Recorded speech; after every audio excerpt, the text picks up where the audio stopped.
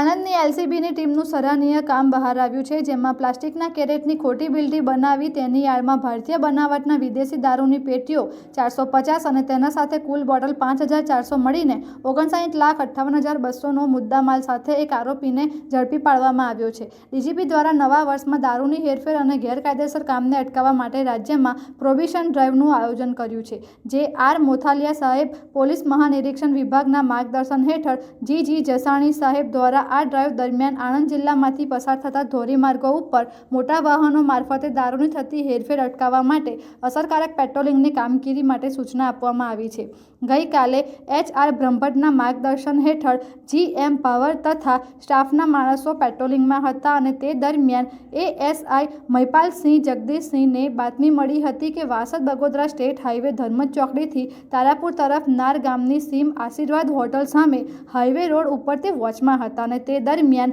MH15FV8684નું container આવતા સાઈડમાં કરાવી ડ્રાઈવરને પૂછપરછ કરતા કન્ટેનરના પાછળના દરવાજા ખોલાવી ચેક કરતા ભારતીય બનાવટના વિદેશી દારૂની પેટીઓ ભરેલી મળી આવી હતી, જેમાં આરોપી વિરુદ્ધ પ્રોહિબિશન ધારા હેઠળ તેમજ ખોટી બિલ્ડી બનાવીને ભારતીય ન્યાય સંહિતા હેઠળ પેટલાદ રૂરલ પોલીસ સ્ટેશનમાં ગુનો દાખલ કરાવી કાયદેસરની કાર્યવાહી હાથ ધરવામાં આવી છે।